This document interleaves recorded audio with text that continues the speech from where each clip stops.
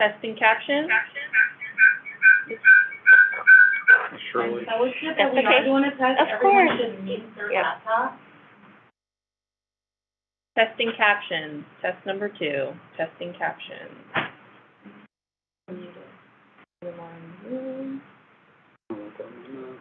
Testing captions.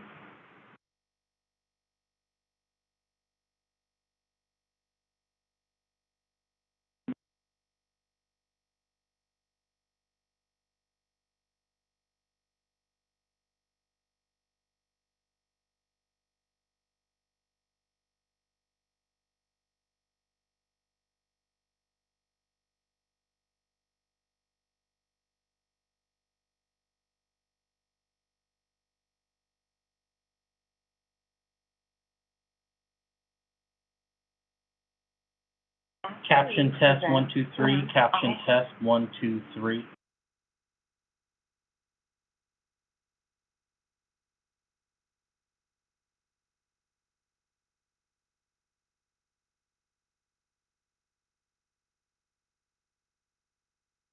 Caption test. There it goes.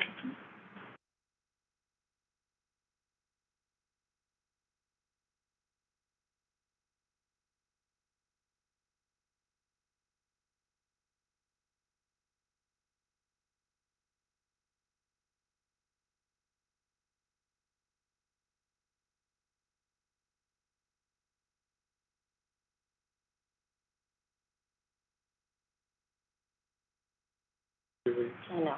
Testing captions. Testing captions. Do you think they'll have questions on the budget?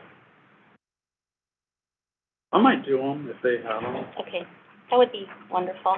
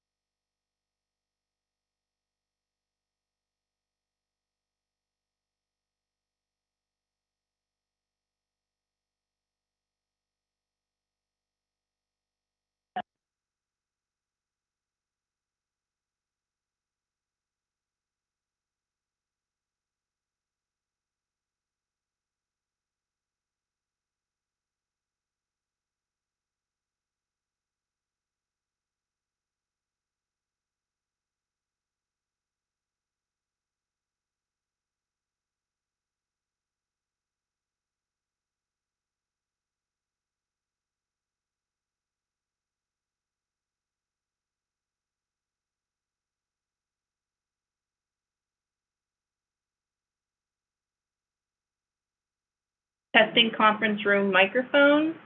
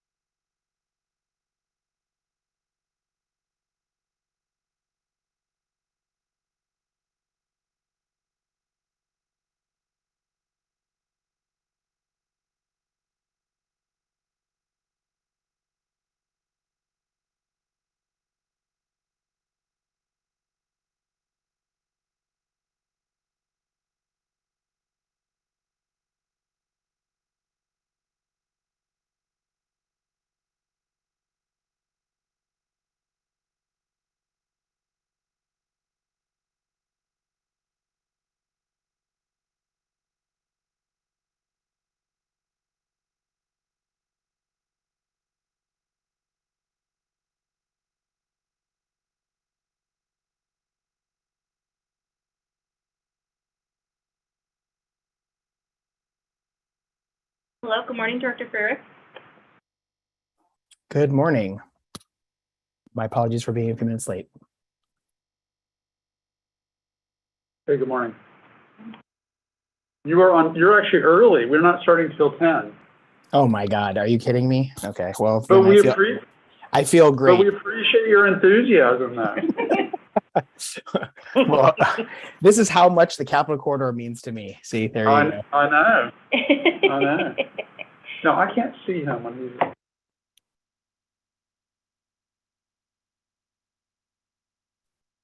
he's. I had spoken with Chair Saylor a bit ago. Just we were catching up on other things too, and he's like, "You're going to be at the Capital Corridor meeting today, right?" It's like, "Yes, I am." See, you gotta let him know how I even showed up early.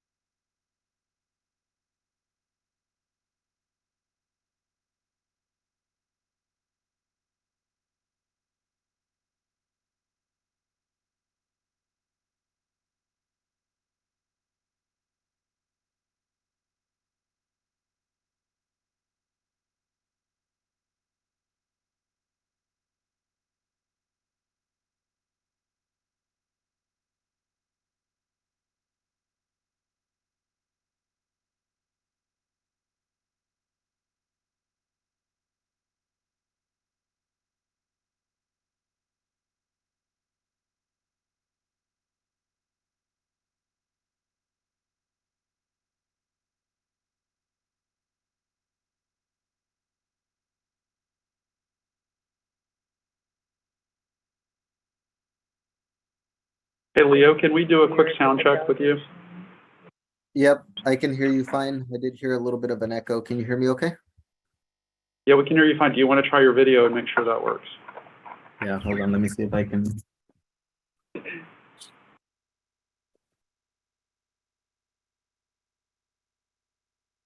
you see me okay? I see you. I see you. You look You fine. did? Okay. All right, we can see you. Thanks, appreciate it. Thank you. Can you try speaking again just to make sure there's no echo? Yep, can you hear us okay? Yes, I can hear you fine. Okay, great. I'm going to turn off my video for now.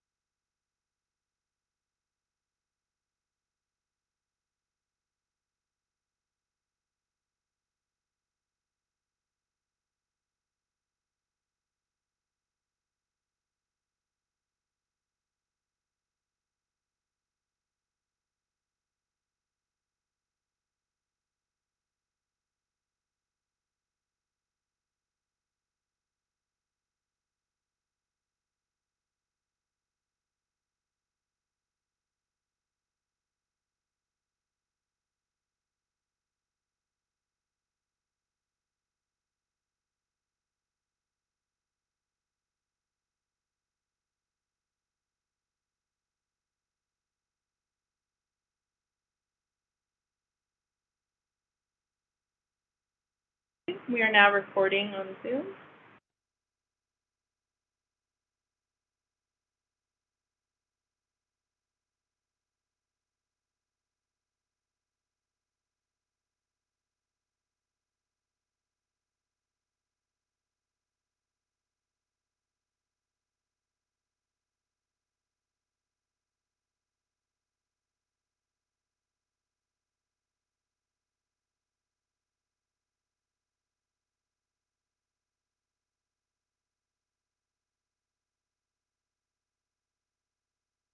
Hi, good morning, Director Rayburn.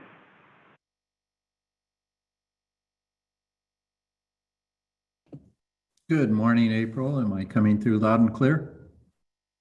Yes, you are. Thank you. Great, thank you. Good morning, Chair Saylor. Good morning.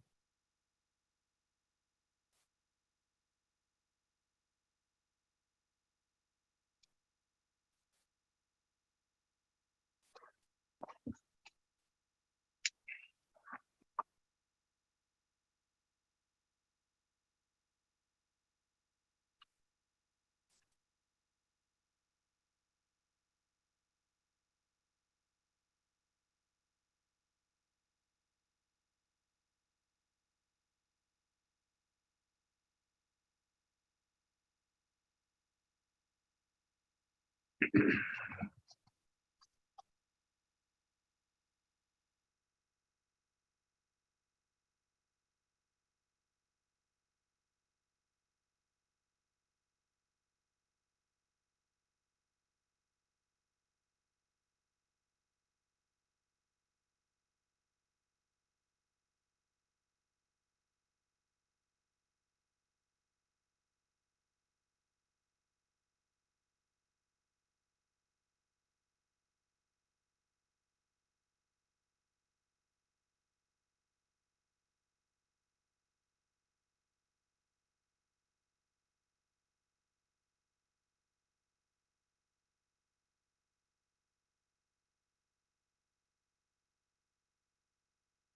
a pretty official looking group around the table.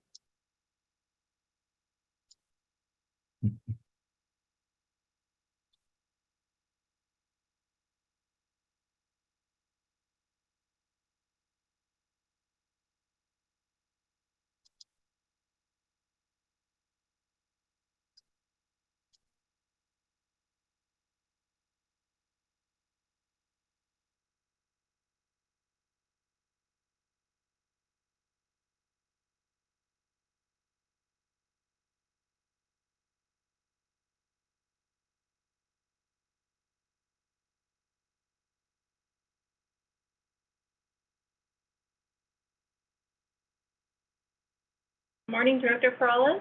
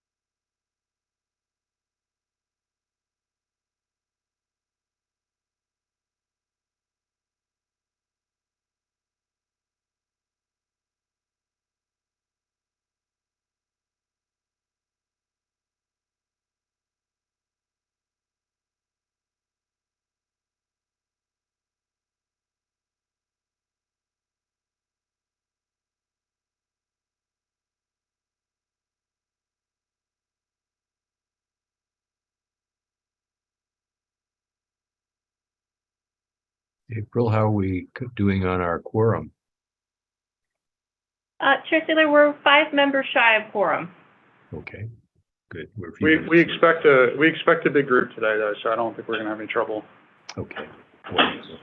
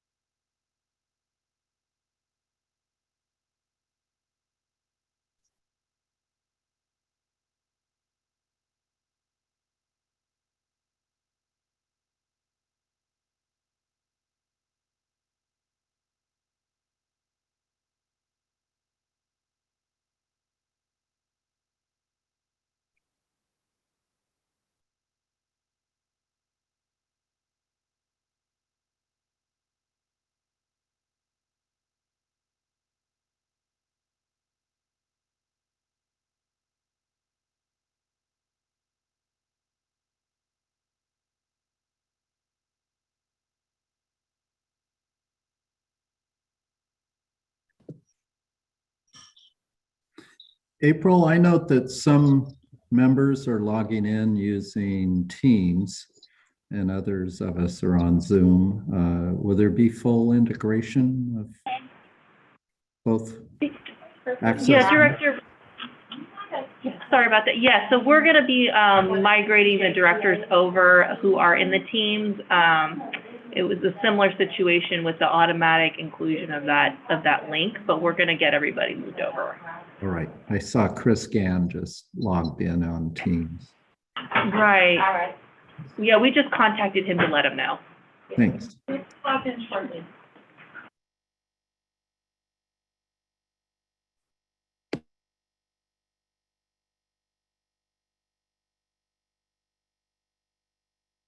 April, could I get an audio check, please?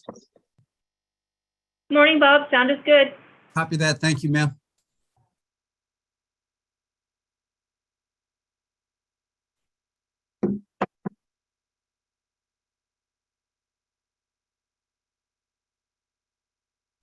Okay, the time of our beginning of the meeting has arrived. How is our quorum at this point? I'm just double checking right now, Chair Saylor. We have some directors coming in actively at the moment. Okay.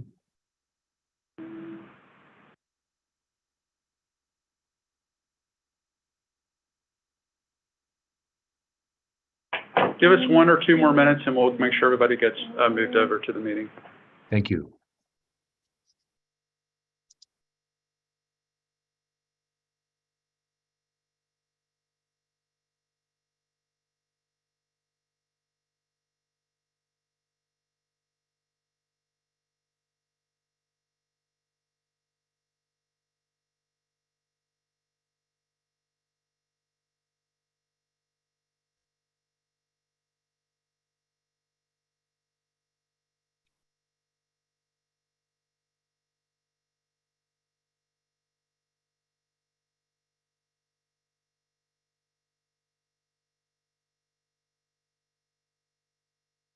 Chair Saylor, we have 9 directors.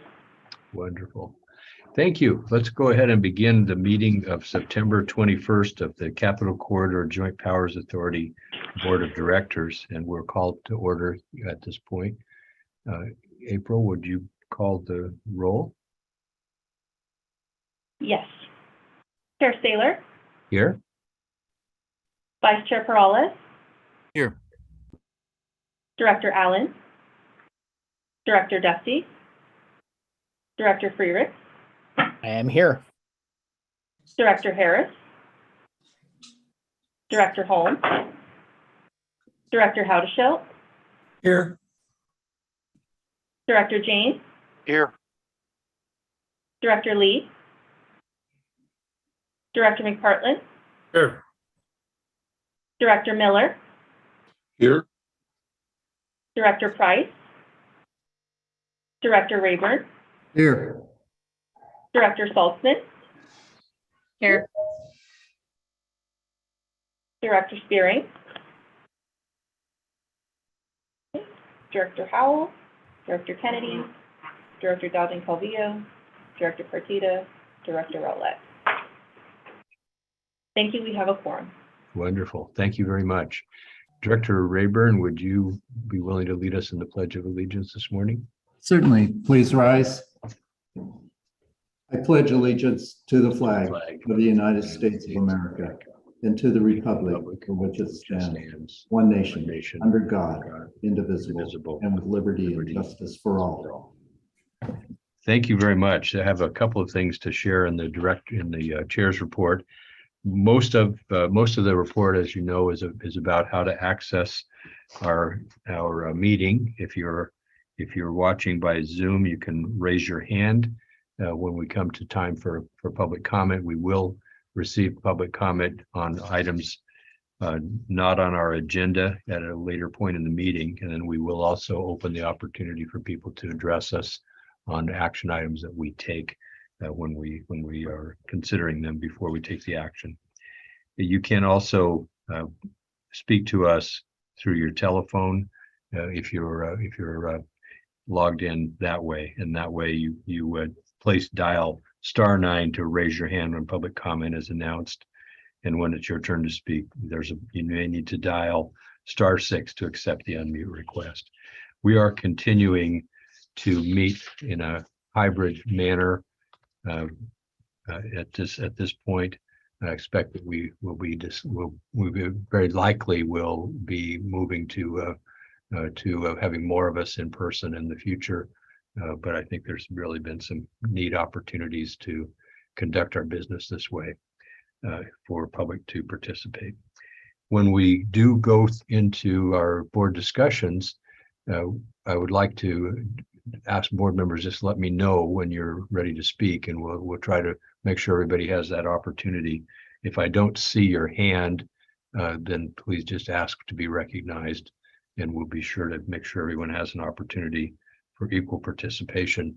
Vice Chair Perales and I will speak at last on items that are before us for discussion typically.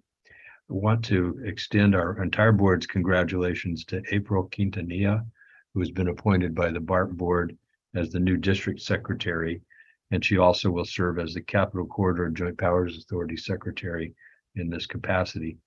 April is familiar to us. We've seen her around. She's been helping us since 2018. And so please join me in welcoming April to her new role as the CCJPA secretary. So this is a round of applause virtually and in the room. So thank you, April, for stepping up.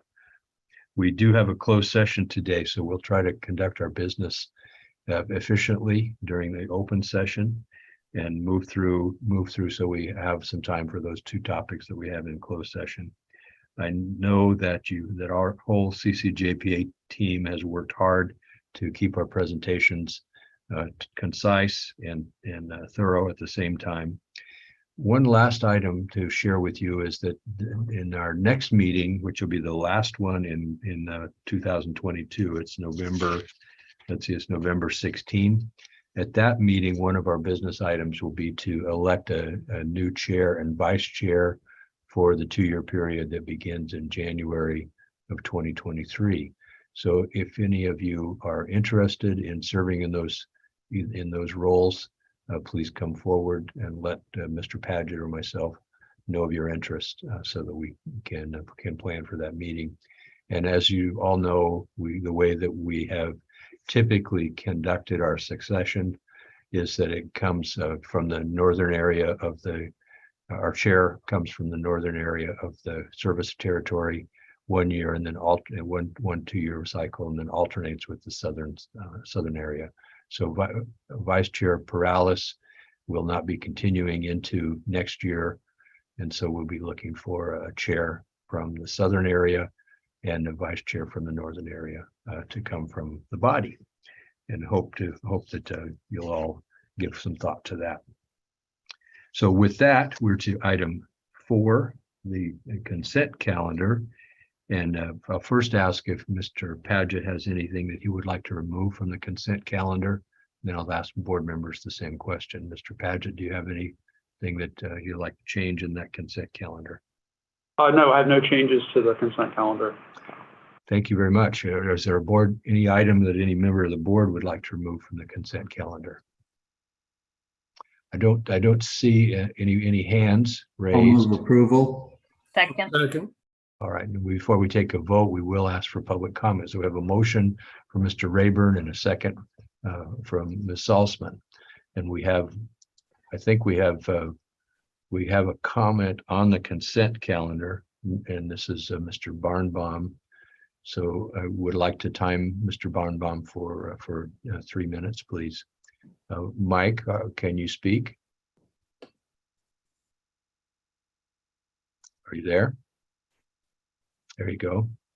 Hello, is my audio coming in okay? It is. Do you have a comment on the consent calendar? Yes, just a clarification question, so I only need 1 minute.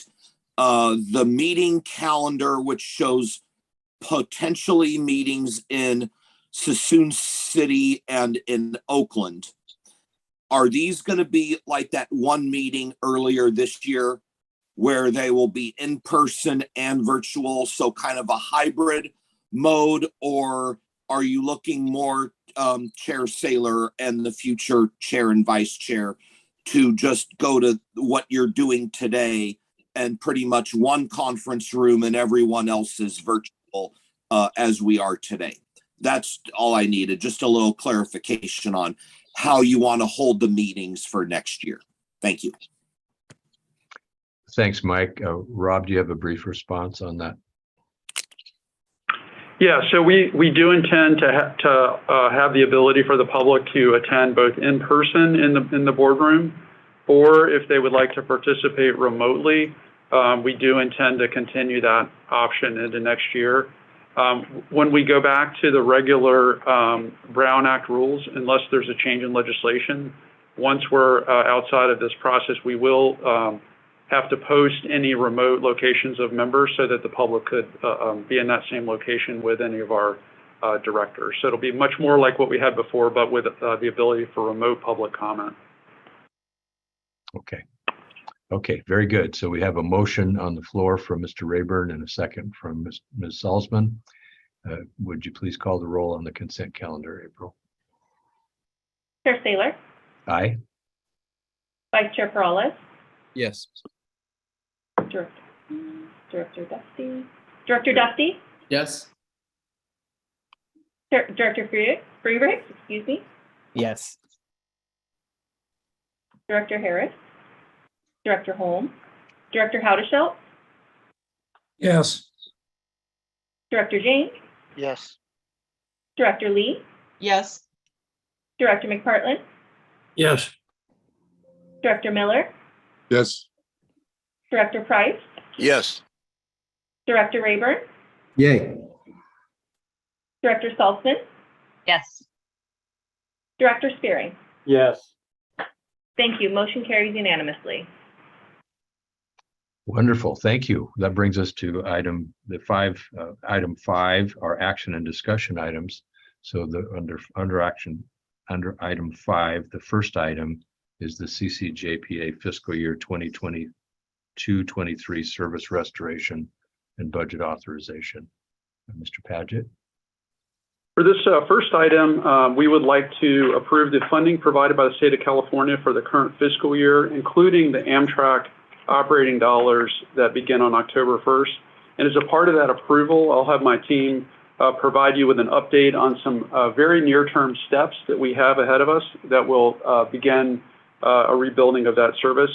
This item will be presented by Leo Sanchez, our Deputy Managing Director, and Kat Relucio, our Manager of Budget Administration. And with that, I'll turn it over to Leo. Thank you, Rob. And good morning, directors, and good to see you all today. This is a slide that we have shared before and may look familiar to you. Today, I will be sharing upcoming service changes that will take place this upcoming October 3rd.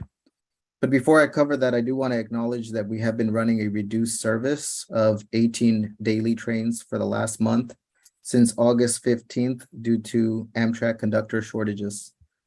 However, by the end of next week, we will have several conductors completing training and being promoted, which gives us the ability to ramp up service. To direct you back to the chart, in the middle column, you will see highlighted service increases. These changes will take Capital Corridor to 24 weekday trains and a fully restored weekend service of 22 trains. Between Oakland and San Jose, what this means is 12 weekday trains and 14 weekend trains. You can see that on the right-hand side, the full weekday service is now anticipated to happen next summer. I'll cover that in more detail in the next slide. And Catherine Relucio will be covering in more detail the FY23 budget in the upcoming slide. So if you can, thank you. So now I'm going to be talking about the challenges that we have to maximize service levels. First and most critical is equipment availability. This issue stems from the delay of the Siemens venture cars on the San Joaquin service. One thing that I do want to mention is that jointly along with LoSan, San Joaquin, and Caltrans, we have worked and developed a detailed equipment deployment plan that identifies when equipment can be deployed at various intervals between the Capital Corridor service and LoSan's Pacific Surfliner. One of the key things is in order for equipment to be freed up from San Joaquin, they do need at least 3 Siemens venture cars sets in service. And currently, based on the analysis and estimated delivery of the venture cars, we do anticipate that the soonest that we have the equipment for the 9th set is next summer. And we do need 9 sets in order to run our full service program. The second issue that we have that I mentioned before is workforce availability.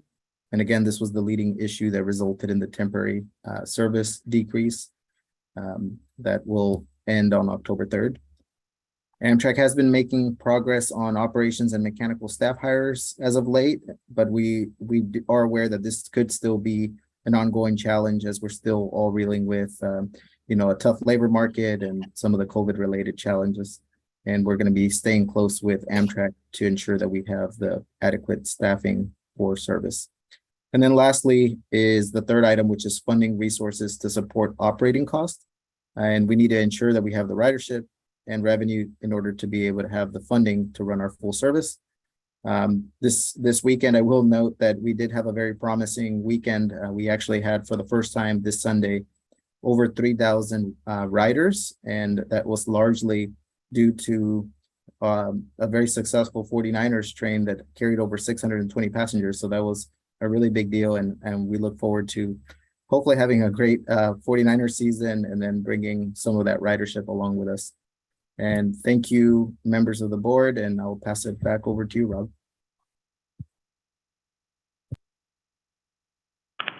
Hi, good morning. I'm Kat Relucio, the Manager of Budget Administration, and I will talk about the approval of the budget.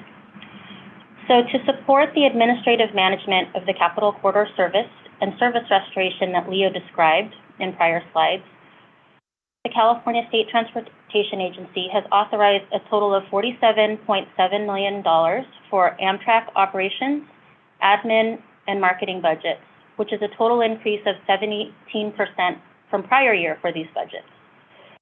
This 17% increase includes an increase of 11.7% in Amtrak operating costs to support the return to full service, recovering revenue and ridership, a reorganization of budget categories for operational efficiency, and resources to advance capital improvements due to federal and state grant funding opportunities as a result of the Infrastructure Investment and Jobs Act.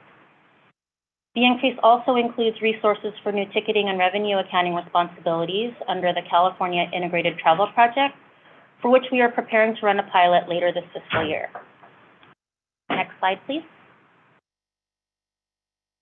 Today, we are asking the CCJPA board to adopt the FY 2023 budget authorized by CalSTA as detailed in your board agenda packet.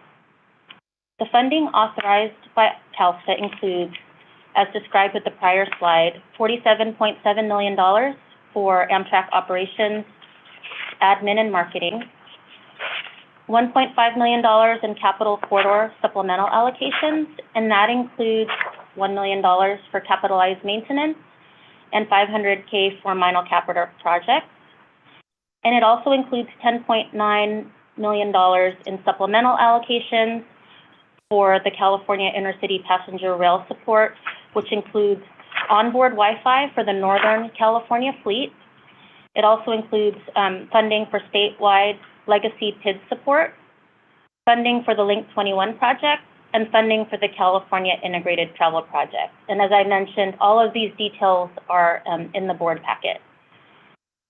In summary, we are requesting the board to adopt Capital Corridor's FY23 budget in the amount of $60.12 million. And this concludes my presentation, and we are happy to address any questions that you may have. Very good. Mr. Padgett, anything further, or shall we proceed to board questions? I don't have anything else to add. Thank you. Thank you. Okay. Colleagues, are there questions of our team here before we open to public comment? I see that we have two members of the board have questions. Mr. Jane, Director Jane, you're up. Yeah, I have two questions. The first is, when were the Siemens venture cars originally expected? And do we have any idea of what the cause of the delays are for those Siemens cars? And then the second question I have was that there were two tables in the packet for the budget. And I think the first table, it says CalSTA authorized. Is that funding? I'm trying to figure out where the funding sources are in these tables. I think the second table shows the expenditures, like 3.7 million for administration, 1.6 for marketing. So I just was trying to sort out where the revenue sources are in the budget. Thank you. Thanks for the question. And I'll answer the second question first. So the funding source it's all the same funding source. So it's all funded by CalSTA on this operating side of our budget. The capital projects are different, but for the operating, it's all the same funding source. And then your second question was about the Siemens venture cars, and there's a couple of reasons why those are delayed. These are new, this is new equipment that's been purchased by the state of California and by the state of Illinois, and it is working through a lot of the issues to bring those into service that have not yet been resolved. So that's one issue. And then the second issue is that Amtrak is not going to maintain these cars, so they're going to be maintained by a contracted workforce at Oakland Maintenance Facility, and working through the details of that contract is also a really important step. I would say that the delay is driven more, though, by the issues, the last few issues to resolve on the cars, than it is by the contract issues. And we are optimistic, I would say, that we will get that resolved by May of this coming year. Okay, I guess on the revenue side, I'm kind of a new board member, so I'm still trying to figure this out. But we do have, fares people are paying. Where does that come into this budget? That's a great question. So the way that our payments work to Amtrak is we pay the difference between our cost and the fares. Under the current setup, Amtrak collects the revenue of our customers and reports on that to us. So we know how much revenue we're collecting for fares, for onboard sales, and any other sort of revenue. There's some other nominal revenue sources that Amtrak collects on our behalf. And then they report to us on that total. We pay the difference. Our budget here is the difference between the total operating cost that Amtrak bears for our service and the revenue that they collect from our passengers. And that's the 17 million?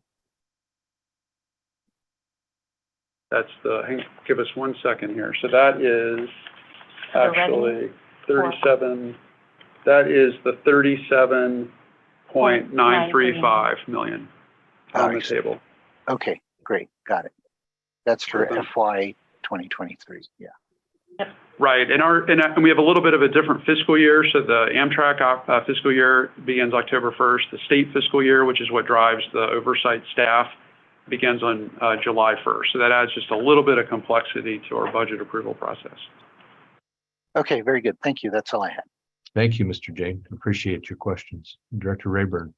Thank you, Chair Saylor. And Rob, would you or staff please explain some of the structural deficit and the cost optimization strategy that's referred to in the letters to Cal STA, specifically the component of the structural deficit that applies just to the capital corridor?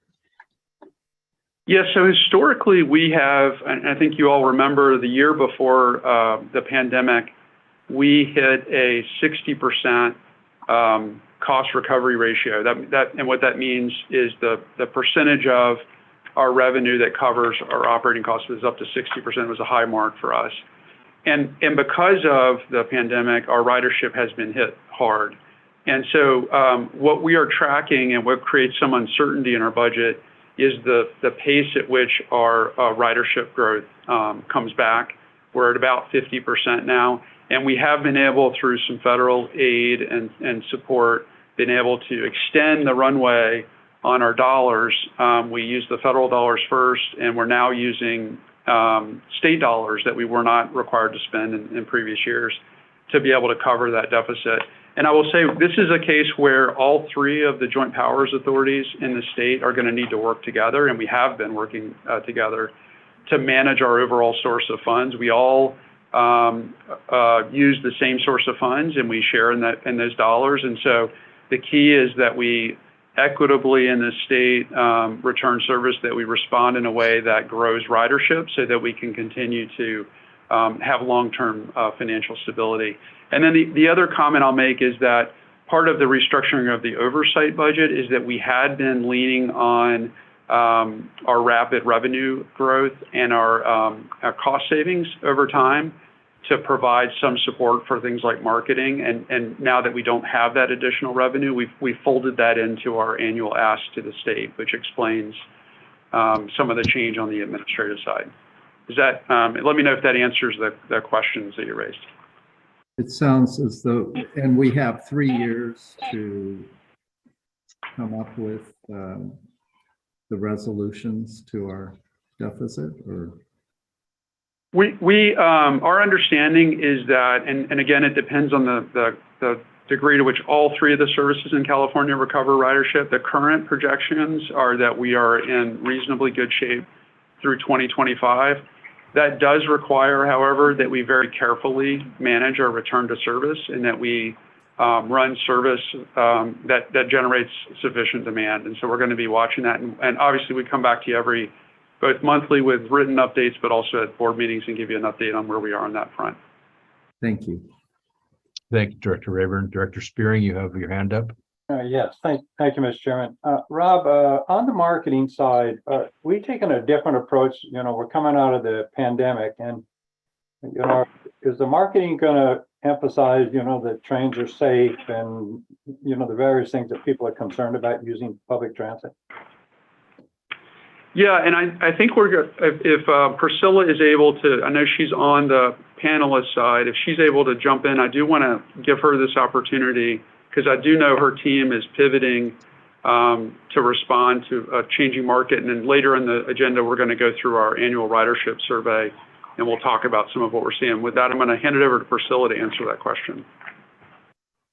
Hello, Director Spearing. Yes, we will be sure to include some of that. We have gone over our media plan with our advertising agency and can definitely incorporate that message into a lot of our copy points.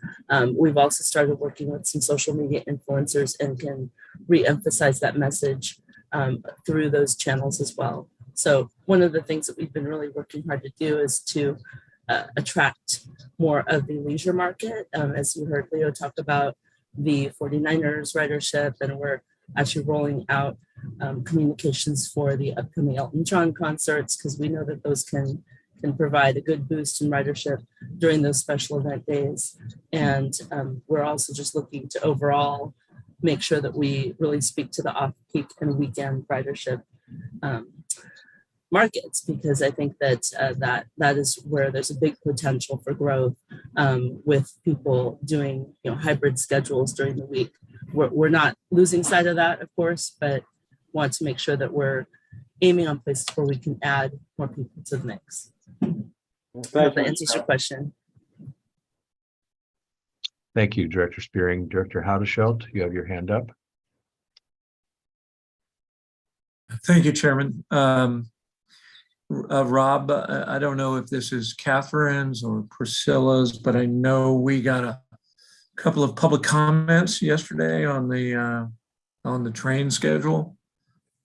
And the suspension of service from or the changing of the service on 527 from Sacramento to San Jose. Is this part of the service restoration? I went on the Capitol Quarter website to try to do some background on this and wasn't able to really kind of locate what the commenters were referring to. Yeah, I'd be happy to take that question. And we did receive those public comments, which were distributed to the board on this item. So what we did as a part of this change on October 3rd is you likely remember that about a year ago, we did start providing direct service from Auburn all the way to San Jose on weekdays, which we had not previously been doing. And what that required was an earlier departure of the train. So essentially, I believe a 5:10 a.m. departure for train 527 out of Auburn, instead of what had been about a 6:30 a.m. departure. We had some very positive responses to that change, and we had some negative responses to that change. As we've watched the ridership trends, that particular train is not recovering to the same degree as other services have recovered. And we have had a lot of feedback that it's just simply too early. So as a part of that change, what we are going to do is have 529 service Auburn. So it'll leave about an hour later than the current train, beginning on October 3rd. We will still have which is a later train on the return to Auburn. So that'll give folks who are headed down to the Bay Area the ability to do a day trip from Auburn or Rockland or Roseville. We're also working to explore the ability to have a bus connection to replace that change on 527. I was hoping to be able to report specifics on that today, but we have not quite worked through those details. Prior to the change in rail service, I will note that we did not have a bus connection for 527. But we have heard those comments, appreciate the feedback from our customers, and we are going to report back to you on what we're able to do on that change. Great, I really appreciate that. And Mr. Sanchez, I know a couple of those folks who got on the train to go to the 49ers game, so glad to hear that that's really attracting folks to ride the Capitol Quarter from Placer County. Thank you very much, Mr. Director Howdeshelt. I don't see other members of the board, so before we take an action, we have two members of the public who would like to give comment to us. And as you know, typically we don't respond to the comments unless we would do so briefly. But let's hear from let's hear from Mr. Barnbaum first, and then Mr. Sanfter will be after that. So Mike, are you ready to speak for 3 minutes? Is Mr. Barnbaum able to speak? There he goes. Yes. Hello, am I unmuted? Yes, you are. Yes, you are. Okay, great. Thank you. First of all, Chair Saylor, thank you for the honorable recognition. I'm kind of a little bit shy about that, but thank you. Again, pleasure to work with you for the many years we've worked together. First of all, on this item, I want to give a shout out to Deputy Managing Director Leo Sanchez. Leo has been my point person for service improvements over the years, and particularly through the pandemic. And my point person that I mention quite often when I have meetings with President Dave Cavell of Oakland Athletics Investment Group Limited Liability Corporation. Our main focus whenever I have meetings with President Cavell are focused on service restoration and primarily promoting future service for riders to go to downtown Oakland's Jack London Square, where we're working through a lot of things right now, but a lot of things we're working through are on a very positive note, including just a recent city council meeting yesterday. So Leo, thank you so much for working with this. And I would be remiss, little selfishness, and say for this schedule change, happy birthday to me, as the schedule change date is on my 48th birthday on that Monday coming up. So thank you for the service increase occurring on a very special day. One thing we need to work on, and it's just a little minor thing, but it's a big thing.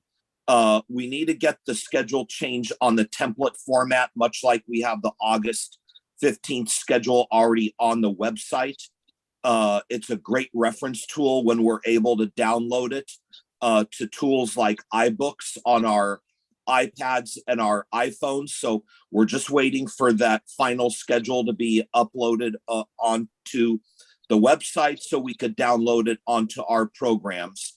I'm hoping next Wednesday to use that template and make a presentation about the new schedule and the highlights to a group up in Placer County. So again, thank you for the work we've done, and looking forward to all the great things in the schedule change and the Niners game I'm going to on November 13th. Thank you again. Well, happy birthday, Mike. And we'll go to Mr. Samfner. And I'm sorry if I'm mispronouncing your name, sir. You have 3 minutes, please. Paul, please go ahead. You've been unmuted. Thank you, Chair Saylor and Secretary, board members, Paul Safner. I was one of two residents emailing the board about the change in schedule.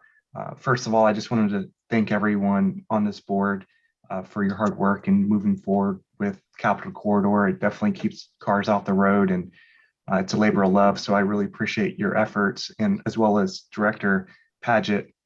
So if there is a possibility that we could get a bus connection from Auburn to Rockland, Roseville, then connect it to train 527 out of Sacramento, I would really appreciate that, as well as other members of the community in Placer County.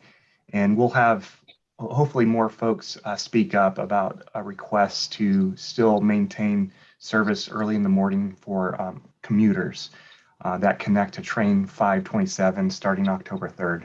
Thank you. Thank you very much, Paul. Appreciate your comments. And now we have one more comment requested from someone named Michael. Yes, Michael Steiner here. Can you hear me? Yes. I also want to thank the board for considering a bus connection on 527. I think the early, it leaves Auburn at 5:40, and the later train is not as desirable for early morning commuters who want to reach the Bay Area at a reasonable hour for commuting purposes. So thank you for considering adding that bus connection. And if that's added, it may be useful to explore how ridership changes, and if in fact that later train would be more desirable, because I personally think the early train will be in the future as people return to hybrid schedules, and on-site schedules would be a more desirable commute option for the community. So thank you. Thank you, Michael. I think that I don't see any other public comments. April, do you have anyone who we've not called on yet? I don't see any additional hands raised, Chair Saylor. Okay. Chair Saylor, if you're ready for a motion, I'll make it. Yes, sir. Thank you, Director Haudeshelt. And we have a motion from Haudeshelt and a second from Rayburn. Is there any further discussion? Okay, please call the roll on this action item 5.1. Chair Saylor. Aye. Vice Chair Peralez. Yes. Director Allen. Director Duffy. Yes. Director Frierick. Aye. Director Harris. Director Holmes. Aye. Director Haudeshelt. Aye. Director Jane. Yes. Director Lee. Yes. Director McPartland. Aye. Director Miller. Aye. Director Price. Yes. Director Rayburn. Yay. Director Saltzman. Yes. Director Spearing. Yes. Thank you. Motion carries unanimously. Thank you. That brings us to 5-2, the CalPIDS system. Rob? Thank you. And I'm going to introduce Shirley Chen, a principal planner in our group, who will walk us through we haven't talked about our passenger information display system project in a while, making very good progress on it. And she has an action item that she has out for you today. And this is a good opportunity to give a quick update on where we are on the project. With that, I'll hand it over to Shirley. Good morning. Just to start off, I want to give a very brief overview of our existing PID system, and then go into a little bit more detail about our modernization effort. When the existing California PID system, which we're now calling the legacy system, when it was first designed and implemented in the early 2000s, it was a pioneering system as one of the first early PID systems for a train system. And this is a distinct PID system from the national PIDs for its higher quality passenger information. The legacy PIDs is used by Capital Corridor, San Joaquin's, Pacific Surfliner, and the ACE service. So this is a California-wide PID system. It is currently managed by Amtrak. However, that management role will be transitioning to CCJPA on October 1st, and we did receive state funding for continuing that support services. Now, this existing system is kind of old. A lot of the software was using very old code, and the hardware is failing at multiple stations. And so we have initiated a modernization project a few years ago with participation from other California rail agencies to bring this system up to modern day standards and upgrade the back end with better software, newer software, as well as prepare for future of newer signage hardware as well. So this is the modernization project involves upgrading PIDs at all levels, and there are multiple components to the system. The first is the station hardware, which is the physical cabinets that hold a lot of the hardware that is necessary at stations to support PIDs. That's the little computers that control signage, that receives information from various sources to display messages at the stations, as well as broadcast audio. The second component is the Telecom Network, and this is mostly AT&T across the network. And in fact, I will be seeking your authorization for executing an agreement with AT&T to implement a new system, a new telecom network with new circuits and wireless access points for the new PIDs. That's the subject of today's action item. And then there's the shared costs between all of the agencies using PIDs. So that's software development, server hosting, technical management of the system day to day, as well as all of the contracts that support the operations and management of PIDs. And then the last component is really the long lead of this entire implementation plan is the station construction. The physical cabinets, new physical cabinets need to be put in at stations to house new equipment, and we are working with Amtrak to procure construction services for the cabinet installations. And some of these costs are known, and some are still estimates. For the AT&T contract, these are estimates, but it is, we've worked with AT&T for a number of years to try to optimize the network design as well as the hardware that is needed to support this new system. And the 3 million is a approximate contract value over 5 years for network integration services, for AT&T equipment leasing, maintenance, and day 2 support costs. This is a purchase order-based contract that allows the phased implementation of AT&T services across multiple passenger rail corridors. And with this, I submit the resolution and action item for you. Consider. Thank you. And happy to answer any questions. Very good. Thank you so much. And we have one board member with the hand up for questions. Others be ready. So Director Jane, you have a question? Yeah, thank you, Shirley. I have 2 questions. The first is, I know you're installing these wireless APs. Will those allow public internet while people are waiting for trains? And my second question is, I know you showed a picture here of the legacy PIDs. Are the new PID displays going to be like television monitors with more flexibility? And will there be any possibility of displaying information like in Santa Clara of the Caltrain trains on these PIDs? Thank you for your questions. So to answer your first question, the Wi-Fi that we're implementing at the stations is just for PIDs for now. However, that doesn't preclude us from opening up that Wi-Fi network to public access in the future. That is actually considered a second phase of PIDs. To implement the PIDs first and then open it up to public eventually in the future. And the hardware that we would be installing does enable that public access in the future. So we're preparing for that. To answer your second question, the new PID signs that we are considering are for outdoor purposes is still the LED signs because they are hardier than the LED screens, and these are, if you consider it across the state, these are exposed to the elements, heat and rain and all of that. So we want these signs to last as long as possible. So the LED signs do last longer, and the new ones that we are purchasing would allow for multicolor displays for LED signs. For indoor signs, we would be purchasing new LED signs. So those are like the TV screens that you would typically see. So the indoor environments are less harsh, and so we expect those LED screens to be serviceable.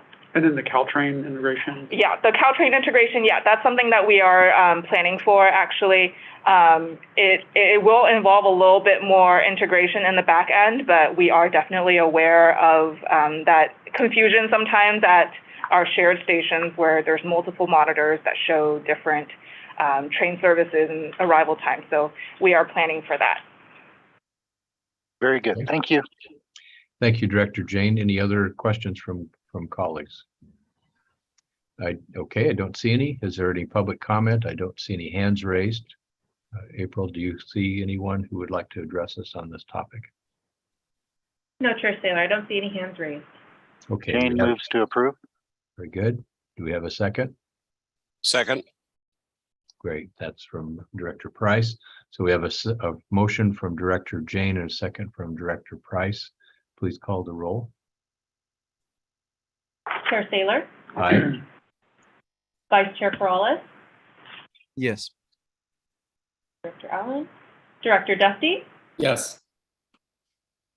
Director Friedrich? Yes. Director Harris? Director Holmes? Yes. Director Howdeshell? Yes. Director Jane? Yes. Director Lee? Yes. Director McPartland? Aye. Director Miller? Aye. Director Price? Yes. Director Rayburn? Yay. Director Saltzman? Yes. Director Spearing? Yes. Thank you. Motion carries unanimously. Thanks, everybody. So let's move to item 5.3, an update on Link 21. So I will turn it over to Camille Sao, and this is our part of our capital projects update. And I do want to point out in your packet, there's a new table in there on our SRA funding. We committed to you to bring you updates on that. That's our single consistent source of capital funding, and many of our projects, smaller projects, are funded through that. And that is an addition. So at the end of this presentation, I will also take questions on any other projects. I do want to say this is a preview of some material, some new material that's going to be going out to the public in October. There will also be a presentation at the BART board meeting, similar presentation in a few weeks. So with that, I'm going to hand it over to Camille. Thanks, Rob. Good morning, Chair and Directors. I'm Camille Tsao, the project lead for Link 21 for the Capital Corridor. As Rob said, this is just an information item. Next slide, please.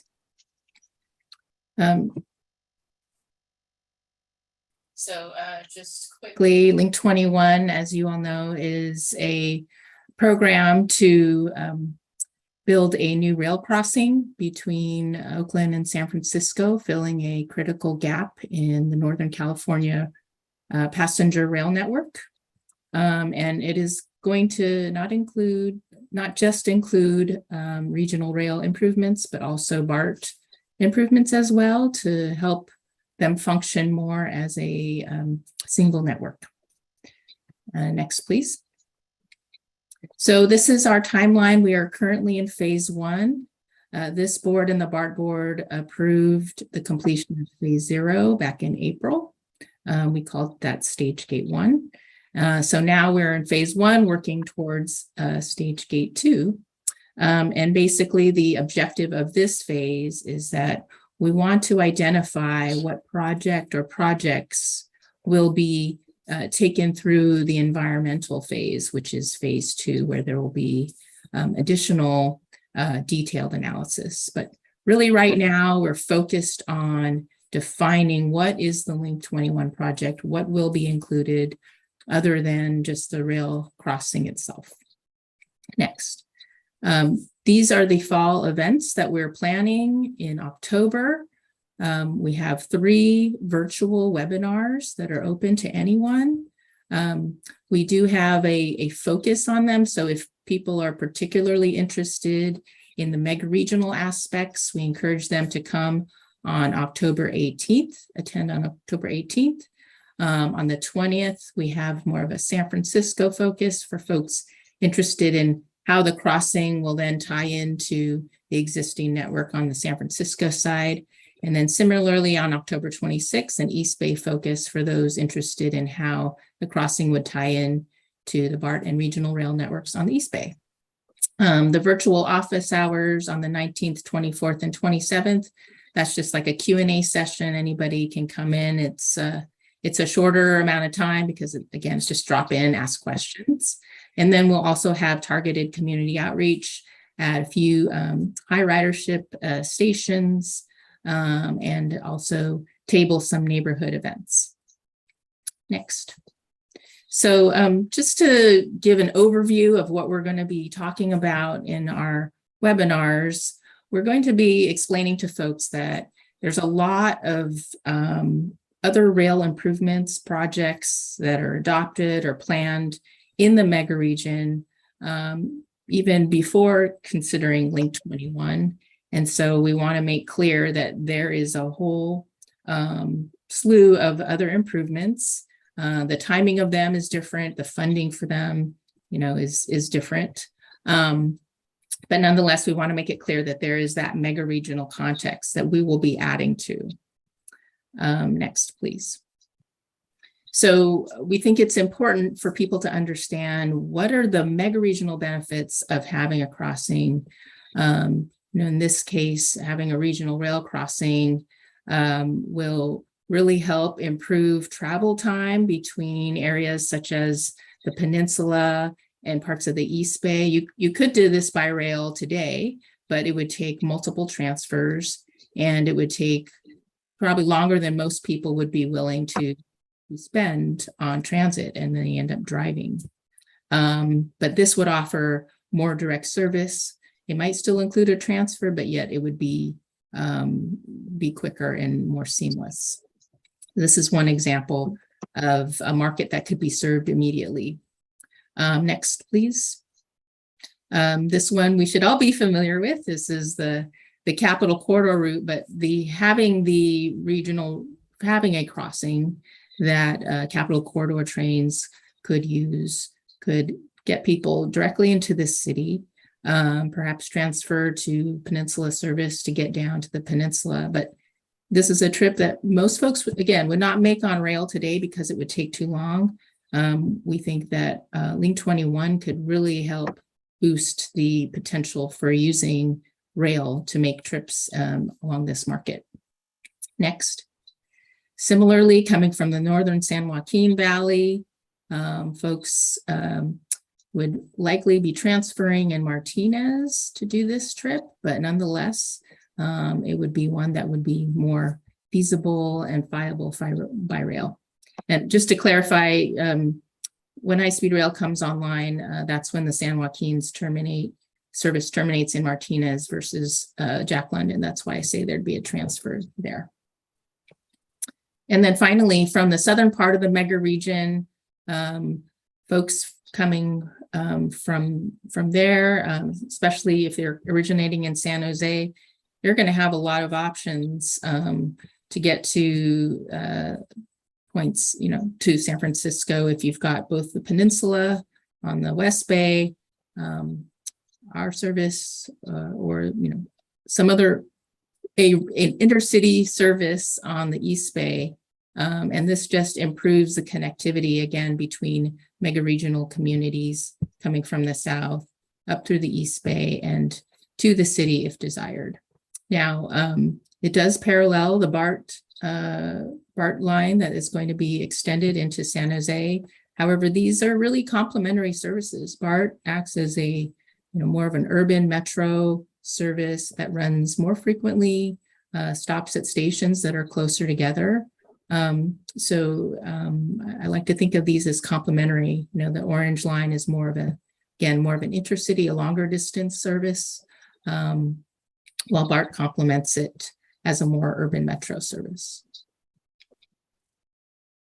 So this is just a recap of all the different possibilities, just so folks that understand that just because you have a crossing that's physically located between Oakland and San Francisco doesn't mean that folks beyond that area don't benefit.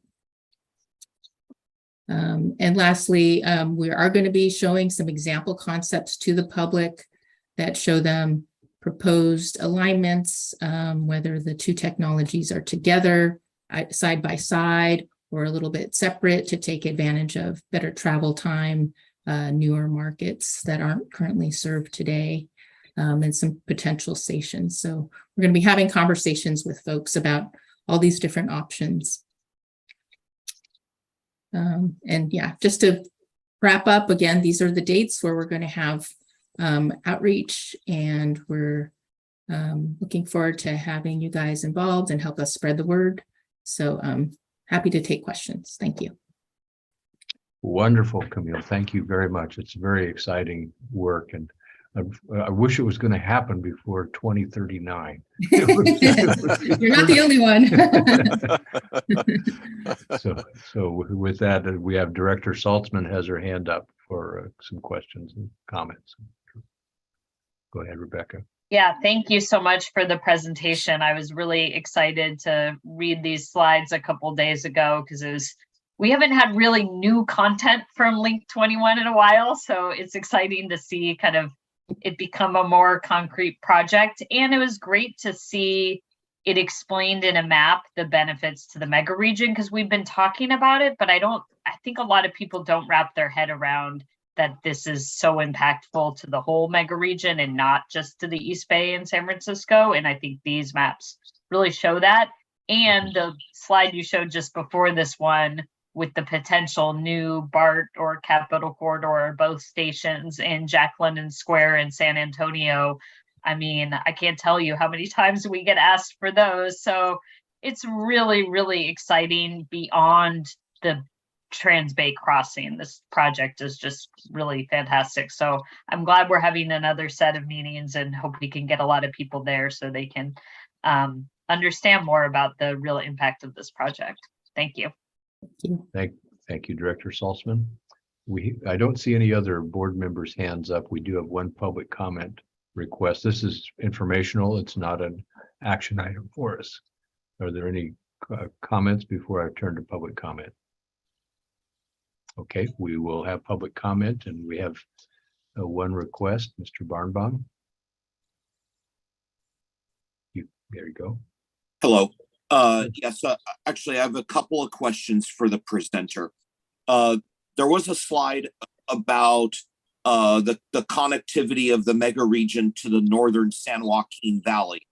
And it made me think and remind myself, there is a San Joaquin JPA meeting this Friday at 9 a.m. and their next meeting is November 18th at 9 a.m. Both are virtual. Is this item, which was presented today to the CCJPA, being planned to be presented to the SJJPA at either one of these next two meeting dates? And the second question, on the slide about the concepts that you had toward the very end, one of the things that made me think, and I think this is more a long-term and more complicated idea, is a transfer of ownership of the tracks either to Amtrak or the Joint Powers Authorities, such that if there ever was to be a threat of a strike by freight unions, that there would be no impact to passenger rail service just because the tracks would be under different ownership. And you have that today in the Peninsula service between San Jose and San Francisco and other intermediate points along that stretch, where had there been a freight strike, there would have not been any impact to Peninsula passenger rail service, as the Peninsula Corridor Joint Powers Board, better known as Caltrain, owns the tracks between San Jose and San Francisco. They had mentioned that their only impact to service would have been between San Jose and Gilroy, in which that section of their service is owned by the freight companies. So I wanted to put those questions out there and ask, yes, is this going to be presented at the SJJPA? And does this think a little long-term about track ownership and maybe a transfer of ownership to the passenger rail services instead? Thank you. Yeah, thanks for the question. So first, on the San Joaquin JPA board, we are not on the agenda for this week's or November's meeting. However, the SJJPA is on our executive and staff program development team.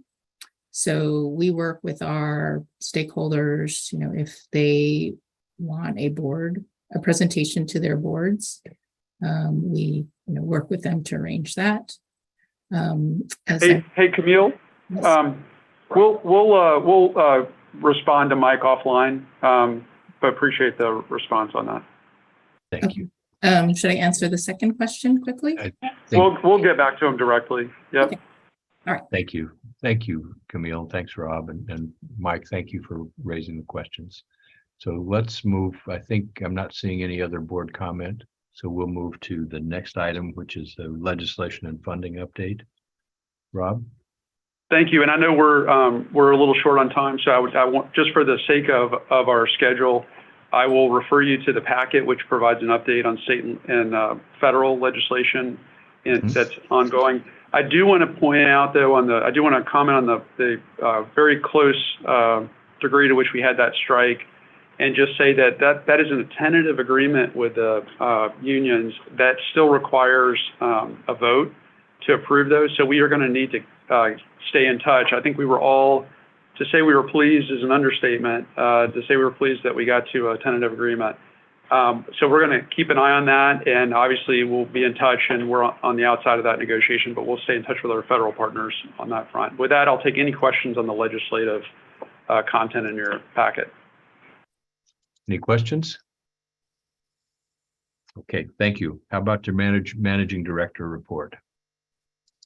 All right, so we'll go quickly today for the sake of time. So I have just a quick update on performance, talk about a right-of-way program, and then I'm going to end with some really interesting data for our annual survey. Next slide, please.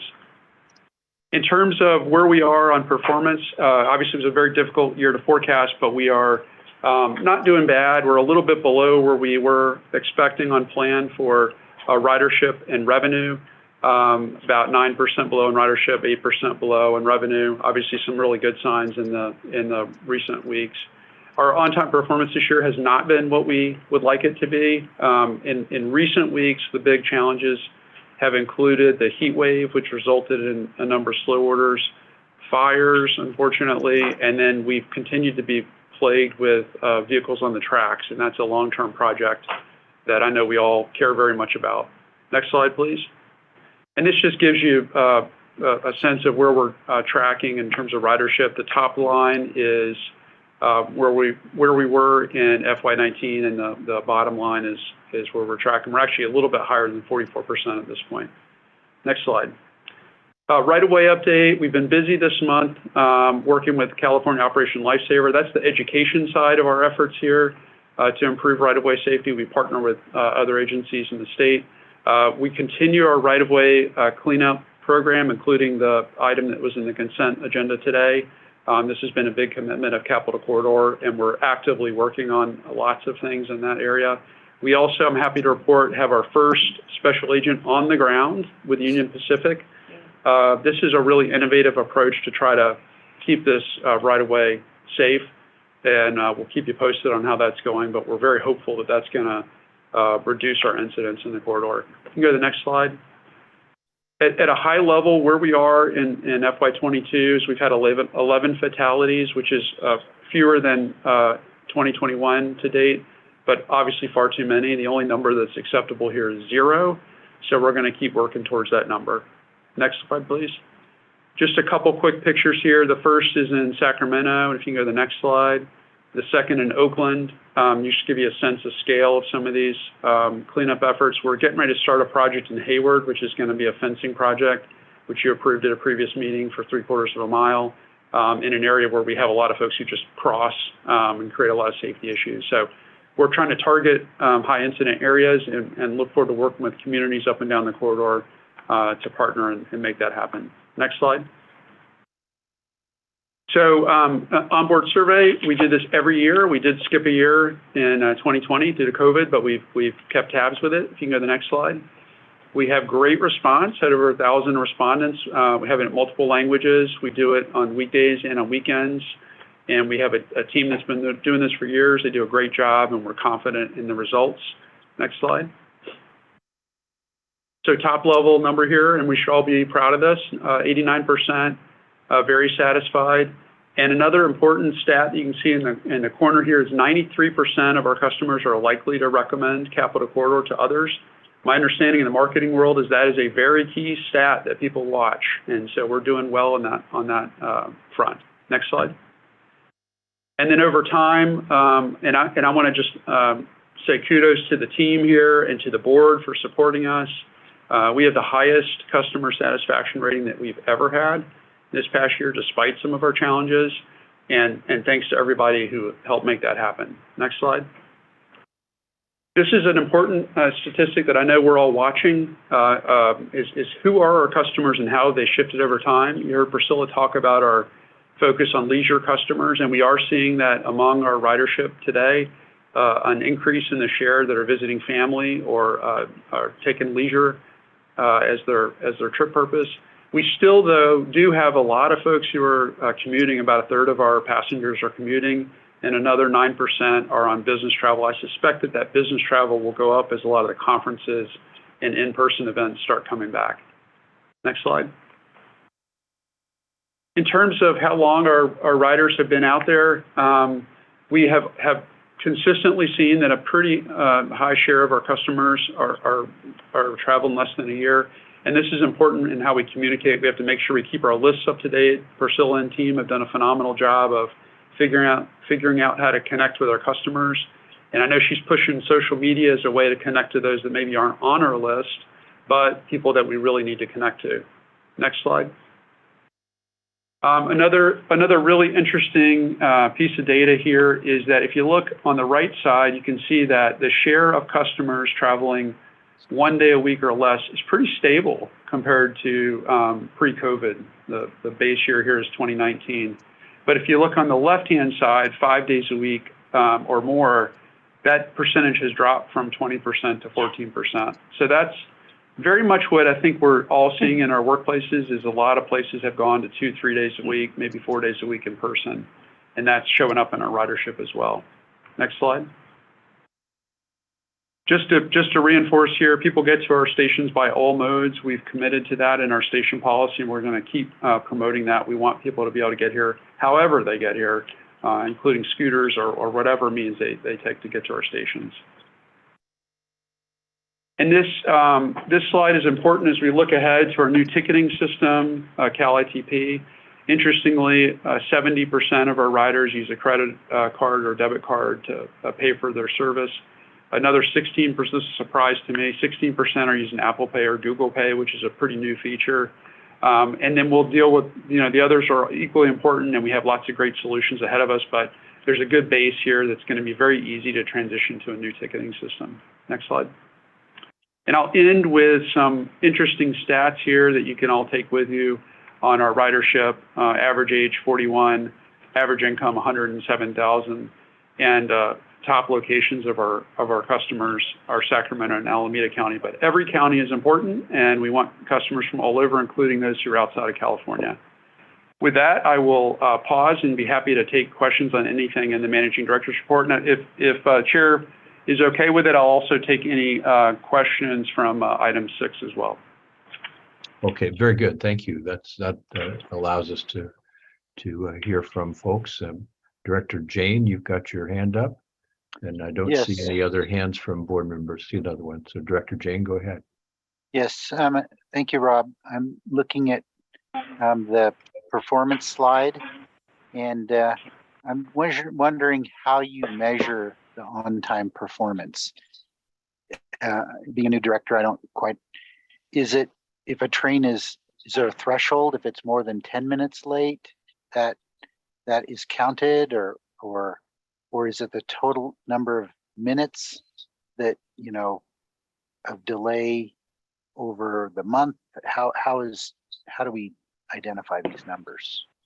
So the percentage is calculated as a percentage of trains that are on time at their terminus. That's one measure of on-time performance, and that is within 15 minutes of scheduled arrival time. But we also, in recent years, have started tracking customer on-time performance. So that is calculated based on individual ridership at each station. And for interim stations, not the terminus station, it's within 10 minutes of the expected arrival time. And then that's weighted based on the number of customers that are getting off at that station. Got it. So that's 15 minutes. And then if we go to the slide on the fatalities, it's the maps. And what I see here are two things. I see that between Fremont and Hayward, there were 0 fatalities in 2019 and 2020, but now we had 7 in 21, 22. And I was just wondering if you could comment on that. And then similarly, I see that there were 18 fatalities between Richmond and Martinez in 2020 and 2021, but 0 in 22. So in one case they got worse, and in one case they got better. And I don't know if you have any, did we add fencing or do you have any comments on those? Yeah, and I can get back to you with some specifics on exactly what we did, but I think your question is a good one, and I'll broaden the answer a little bit here to say that what sometimes happens is we will have an issue with a section of our corridor. There may be an encampment on one side of the tracks from retail, and we have a lot of folks walking across the tracks or in the right-of-way. We may have a lot of cut-throughs in the location, and we'll put fencing up in that location. Sometimes the fencing is cut down again, and so we'll have to get back out there. I will say in the area around Hayward, we are putting up a 3/4 mile section of fencing in that area. That is currently an area where we're having a lot of challenges. One of our hopes is that when we have these 2 patrol agents for Union Pacific, is that they can go out and encourage folks to not be in the right-of-way. I don't think everyone realizes quite how dangerous it is to be in a railroad right-of-way, and sometimes all it takes is a conversation to encourage individuals to not spend time in the right-of-way. So we are on the ground watching closely. It is very difficult to do this in a 170-mile corridor, but we're doing everything in our power to do that. Obviously, we've had great support from the board to target resources with this very challenging issue. Well, thank you. I really like the way this data was presented. So, over multiple years, so you could see trends. Thank you. Thanks. Very good. Thank you, Director Rayburn. Thank you very much, Chair Saylor. Rob, last month after you sent out the performance measures, I asked for an additional measurement. You had sent out a chart that showed our weekday recovery of ridership. And you forwarded to me a chart showing the weekend ridership. And I'll tell you, I was buoyed to see very strong ridership gains on all but one of the weekend trains.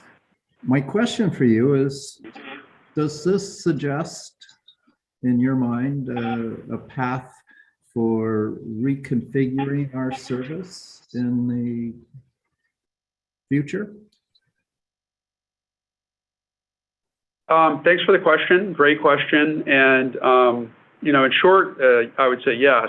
One of the things that we have done over the years is we have targeted our weekday service at peak hours. As you know, we have a pretty high share of the long-distance commuters that rely on our service. And that is challenging, right? You have only so much equipment, and you group it at certain times a day, and it actually makes it quite difficult to provide service in other parts of the day. And it limits what you can actually put on the ground during any short period of time because of limits in equipment. One of the really interesting things over the last couple years is that the weekend service has a much more evenly distributed pattern of ridership. It's easier in many ways to provide service on the weekends because of that more even distribution of ridership. I think what we're going to do is watch our ridership changes when we bring back this service in October.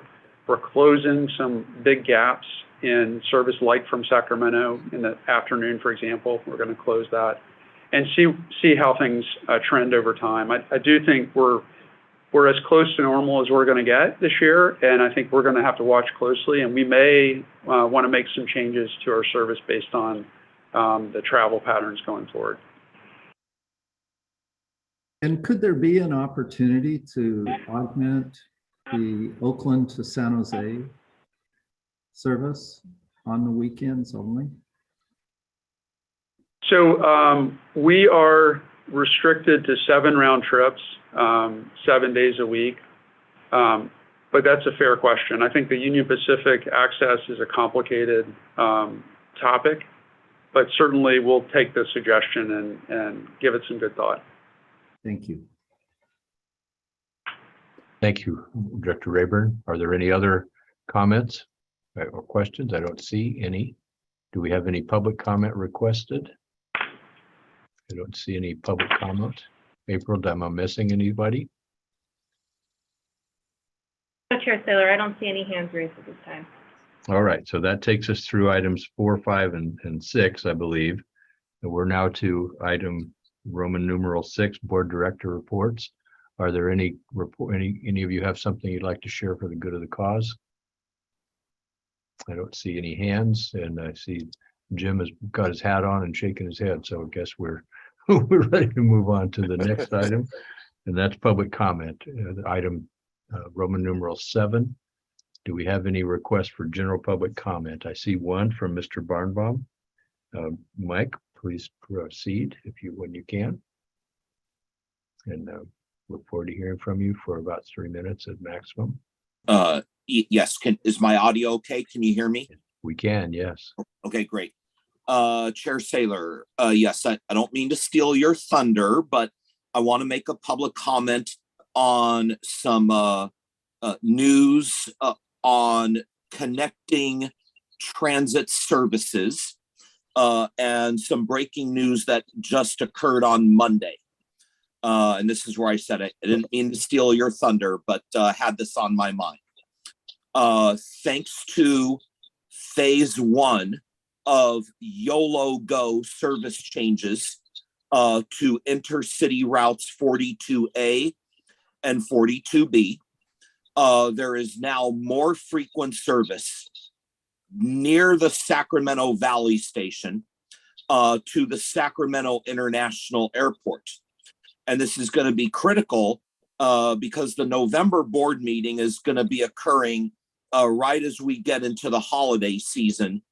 And train travel and airline travel is going to be increasing most likely substantially as people want to get out and go to places that they've kind of been cooped in because of COVID-19.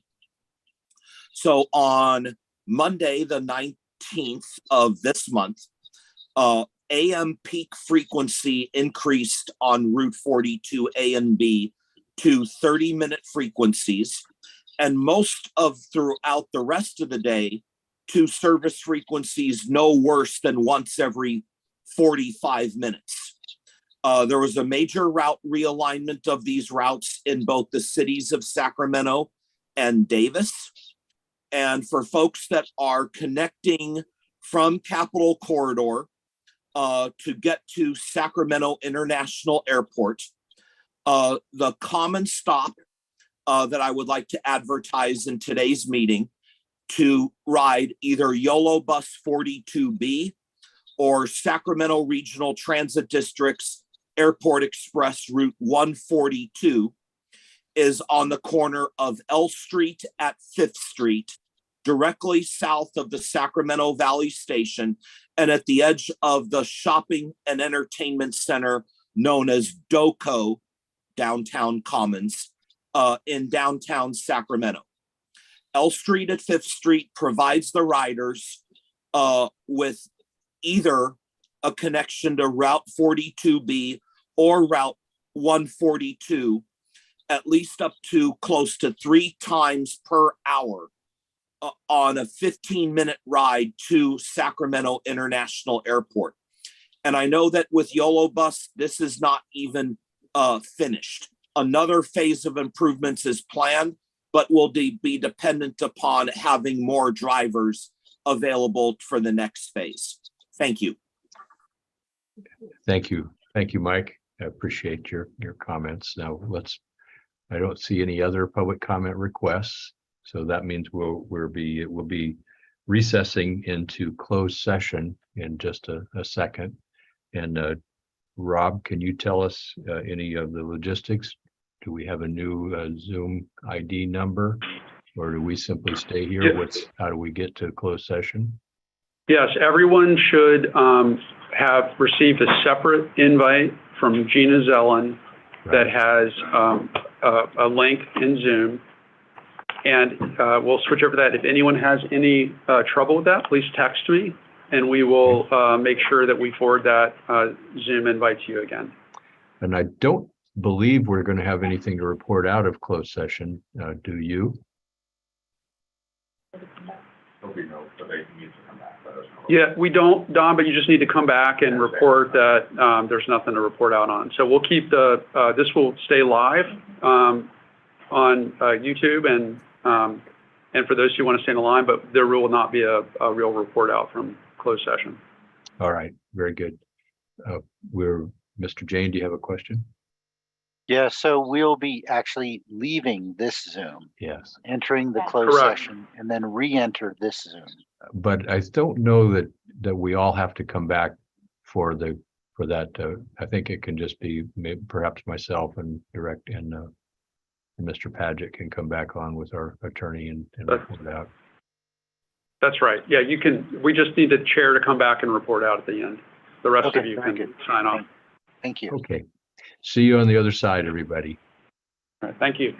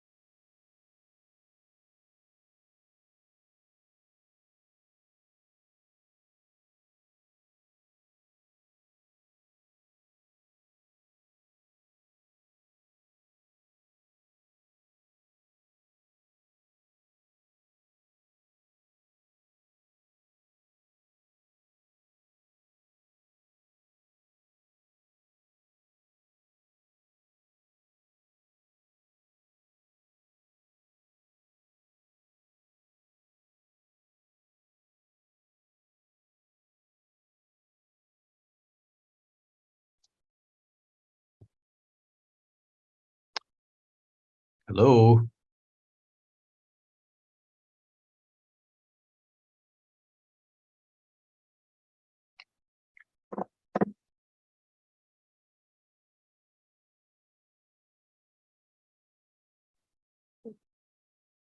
Yeah. Okay.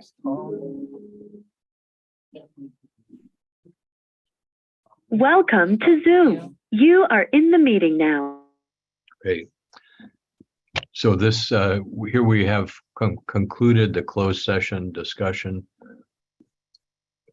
And we have nothing to report out. Our next meeting will be November 16th at 10 a.m., location to be determined. Thank you all for your active participation in today's meeting of the Capital Corridor Joint Powers Authority Board of Directors, and we are adjourned.